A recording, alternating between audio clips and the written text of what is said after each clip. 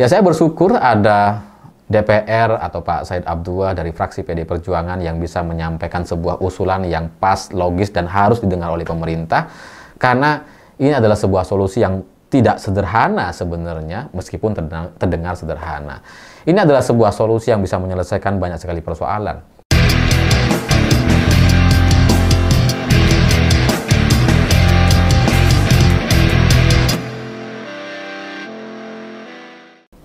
Selamat malam semuanya. Di tengah kebingungan banyak sekali pejabat pemerintah hari ini terkait MBG yang membuat 5.000 siswa setidaknya mengalami keracunan, itu membuat kita jadi geleng-geleng.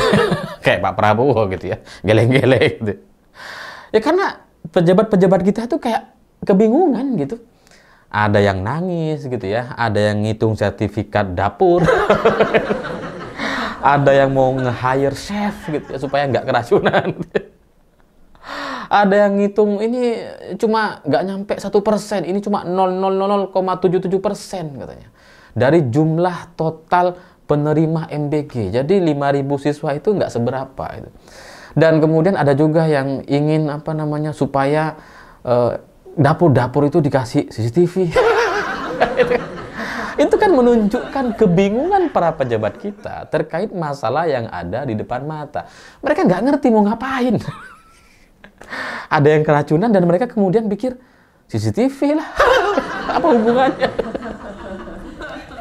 Ya kalau kecuali pemerintah curiga bahwa ini sabotase, boleh tuh dikasih CCTV gitu. Tapi kalau soal keracunan makanan dan CCTV ini kan jauh sekali.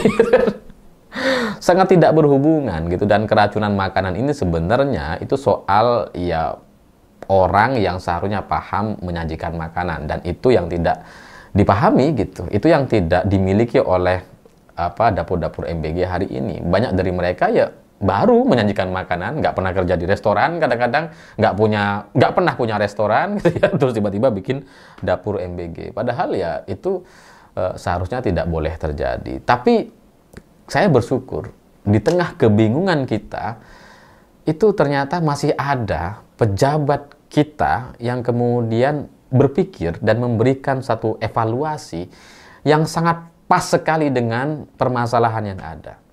Karena apa yang disampaikan oleh Ketua Banggar atau Pak Said Abdullah dari fraksi PDI Perjuangan itu simple, sederhana, tapi benar-benar menjawab persoalan. Ketika yang lain ada yang nangis, ada yang ngitung sertifikat, ada yang mau nge-hire chef gitu ya. Pak Said hanya bilang bahwa MBG ini jumlah porsinya di satu dapur itu terlalu besar. Kalau pemerintah mau untuk kemudian mengevaluasi, maka harus dikurangi dari 3.000 setidaknya menjadi 1.000 porsi. Kalau mau ekstrim supaya ini lebih baik lagi, supaya jauh lebih hati-hati, supaya tidak terjadi lagi masalah-masalah yang seperti ini, kalau pemerintah mau ekstrim, bisa diambil langkah supaya dapur-dapur MBG itu berada di setiap titik sekolah. Jadi satu sekolah, satu dapur. Dan itu yang kita pikirkan. Itu yang disampaikan sama banyak orang, tapi pejabat-pejabat kita nggak ada yang dengerin gitu. Dan apa yang disampaikan oleh Pak Said ini sangat logis sekali gitu. Logis sekali dan bisa menyelesaikan permasalahan MBG yang hari ini membuat para elit kita kebingungan. Karena kalau kita mau bicara para elit atau pejabat-pejabat pemerintah gitu ya, mereka tuh mikirnya selalu elitis gitu. Mereka nggak ngerti soal makanannya, yang dihitung hanya soal bagaimana membuat sebuah kebijakan agar terlihat keren. Makanya muncullah CCTV, sertifikat itu kan keren memang, fantastis jumlahnya gitu, tapi itu tidak bisa menyelesaikan persoalan. Jadi ya seharusnya kita bersyukur dan pemerintah bisa mendengar. Kalau pemerintah selama ini tidak bisa mendengar suara-suara netizen atau masyarakat atau usulan-usulan supaya dapur MBG itu diserahkan kepada sekolah saja gitu. Semoga dengan Ketua Banggar atau dari Pak Said Abdullah sebagai anggota DPR dari fraksi PDI Perjuangan ketika sudah berbicara seperti itu kemudian bisa didengar gitu. Ya kalau pemerintah nggak dengar kita, setidaknya dengerin Pak Said deh. Kan Ketua Banggar dia itu. Jadi ketika dia menyampaikan sesuatu, seharusnya pemerintah ya lebih mendengar gitu ya. Oh, benar juga. Jangan-jangan memang benar Pak Said gitu kan. Ya apa salahnya gitu kan.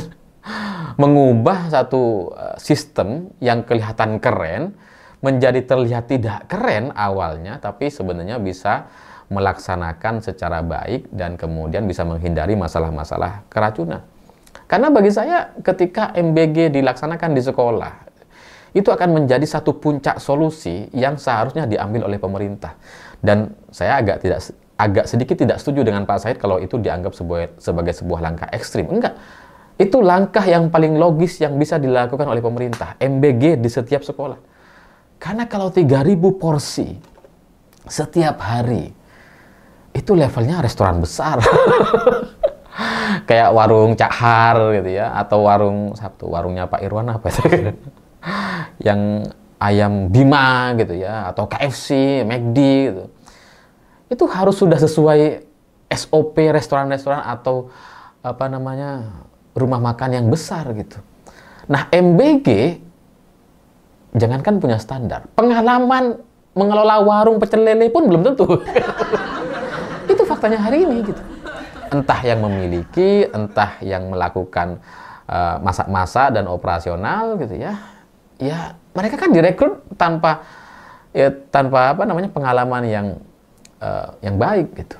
Itulah yang kemudian membuat terjadi keracunan di mana-mana.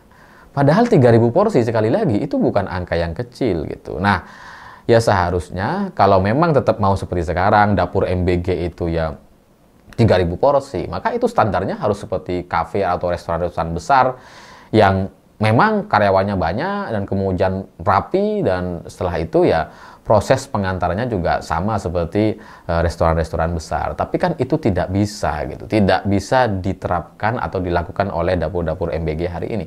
Karena itu bukan soal uangnya gitu. Bukan soal modal atau dana awalnya, enggak gitu.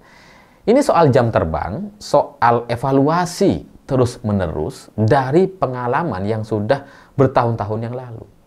Nggak bisa dicoba hari ini dan kemudian langsung berhasil gitu. Nah, ya kalau MBG mau sukses, mau 3.000 porsi tetap gitu ya, ya mungkin harus beli SOP dari dapur-dapur besar gitu.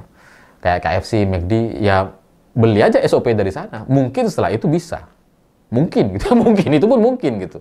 Tapi kalau nggak beli SOP atau nggak beli resep dari sana terkait teknis untuk menyediakan porsi yang besar setiap harinya, maka rasanya dapur MBG ini tidak akan bisa berjalan. Dan malah justru akan menimbulkan keracunan-keracunan yang jauh lebih besar. Hari ini 5.000, bulan depan, tahun depan bisa jadi sudah puluhan ribu. Ya karena ini soal bukan hanya soal masak gitu. Ini soal proses yang begitu panjang dari pemilihan bahan, dari pengolahan, memasak, dan kemudian packaging, menyalurkan dari sisi waktu, efisiensi waktu, timingnya harus pas gitu, nggak boleh kelewat dan sebagainya. Itu butuh jam terbang yang sangat-sangat tinggi sekali gitu. Nah, tapi kalau porsinya diperkecil, di setiap sekolah itu dibuat MBG, dapur MBG, maka ya itu tidak akan seheboh atau seberat ketika harus menyediakan 3.000 porsi setiap harinya. Dan kabar baiknya, setiap sekolah itu kan rata-rata, atau bahkan mungkin juga sudah semuanya, itu kan sekolah pasti punya warung gitu ya. Kalau ada sekolah swasta yang biasanya nggak ada warungnya, itu mereka punya dapur gitu, yang memang menyediakan makan setiap hari, dan porsinya ya ribuan orang biasanya gitu ya.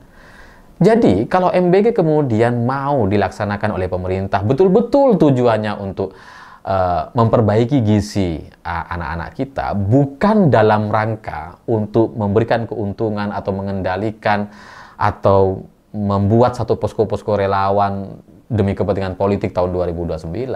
Kalau tujuannya benar-benar hanya untuk gizi, maka MBG di setiap sekolah itu menjadi satu solusi yang sangat-sangat pas dan logis untuk dilaksanakan. Karena kalau setiap sekolah punya dapur dan kemudian dipercayakan, ya maka itu bisa membuat guru-guru honorer yang selama ini mungkin secara gaji itu tidak terlalu baik gitu ya, itu bisa dilibatkan, bisa dimintai bantuan gitu. Atau kalau guru honorer nggak bisa, ya guru-guru yang lain gitu kan. Intinya ada keterlibatan pihak sekolah untuk kemudian memberikan jaminan bahwa makanan yang mereka sediakan itu benar-benar makanan yang baik. Nggak seperti sekarang gitu. Kalau sekarang kan sekolah nggak tahu apa-apa, pokoknya di drop gitu ya. Nggak boleh ada yang hilang, pokoknya harus habis, nanti diambil. Sekolah tidak dilibatkan. Guru-guru hanya dijadikan apa ya? Ya cuma dilewatin gitu. Uangnya nggak dapat tapi diomelin. Tapi kalau MBG-nya di dapur sekolah, mungkin itu akan bisa menghidupi atau membuat sekolah tersebut setidaknya bisa lebih sejahtera atau memberikan tambahan-tambahan ekstra untuk guru dan orang kantin gitu. Karena ya kalau dengan situasi MBG yang seperti sekarang ini itu sangat tidak logis karena SOP-nya ya nggak ada gitu ya, mereka nggak punya pengalaman dan secara operasional biaya operasionalnya itu jauh lebih besar dibandingkan MBG berada di setiap titik sekolah atau di warung-warung sekolah. Karena kalau kalian hari ini ngelihat di jalan ya sering nyetir gitu ya, perhatikan itu banyak tuh mobil-mobil BGN bergizi nasional ya buat nganter makanan. Itu mobil-mobil baru itu, entah kredit atau cash, itu kan sudah jadi beban operasional yang sangat tinggi gitu. Kalau dana untuk mobil yang ratusan juta rupiah itu untuk memfasilitasi dapur-dapur atau warung-warung yang ada di sekolah, wah itu pasti top sekali gitu. Karena dalam logika saya, setiap sekolah yang punya warung, cenderung warungnya itu menyesuaikan jumlah siswanya. Yo siswanya ratusan, warungnya tambah banyak gitu ya, nggak mungkin cuma satu gitu ya. Kalau siswanya cuma puluhan orang, mungkin warungnya cuma satu. Tapi kalau udah ratusan, ya pasti banyak gitu. Nah, itu kan bisa dimanfaatkan untuk jadi tempat penyaluran MBG untuk kemudian diatur dan bisa didistribusikan sesuai dengan tugas yang sudah diemban setiap kantin atau warung-warung ini gitu.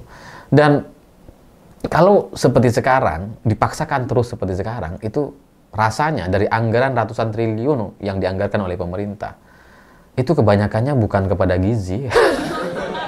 Kan habis beli wadah gitu ya, beli mobil, operasional, bikin dapur gitu kan.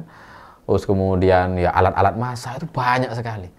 Tapi kalau warung sekolah atau dapur sekolah, semua ini kan sudah ada gitu. Tinggal dimaksimalkan dan anak-anak bisa mendapatkan makan bergizi secara maksimal gitu. Jadi ya saya bersyukur ada DPR atau Pak Said Abdullah dari fraksi PD Perjuangan yang bisa menyampaikan sebuah usulan yang pas, logis dan harus didengar oleh pemerintah, karena ini adalah sebuah solusi yang tidak sederhana sebenarnya meskipun terdengar sederhana. Ini adalah sebuah solusi yang bisa menyelesaikan banyak sekali persoalan. Bukan hanya menyelesaikan soal masalah SOP, operasional, mengurangi biaya operasional dan sebagainya, tapi juga ada tanggung jawab dari pihak sekolah untuk kemudian bisa membuat MBG ini bisa berhasil.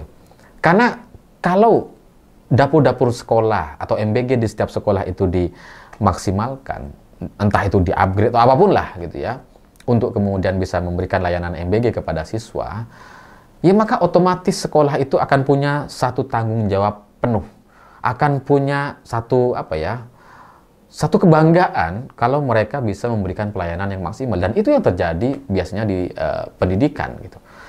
Kalau mereka sampai salah atau makanannya tuh nggak enak dan sebagainya, yang komplain kan wali muridnya gitu. Dan ada kontrol langsung dari masyarakat secara gratis. Masyarakat akan menilai mana MBG-nya yang paling enak. Dan ke depan jangan-jangan sekolah-sekolah kita kalau MBG ini dipertahankan sampai tahun 2029, bisa jadi sekolah favorit bukan hanya soal materi gurunya, tapi juga ada pertimbangan soal makan yang enak-enak. Ya semoga ini didengar, ya, karena solusi yang sederhana itu sebenarnya muncul dari pemikiran yang sangat dalam rasanya, dan Pak Said sudah menyampaikannya dengan sangat sempurna dengan bahasa yang mudah kita pahami bersama-sama. Semoga dengan begitu MBG bisa dilaksanakan dengan baik dan ya pada akhirnya tidak terjadi lagi keracunan-keracunan dan benar-benar tujuannya untuk memberikan gizi kepada anak-anak. Saya pikir itu. Terima kasih sudah menonton. Begitulah kura-kura.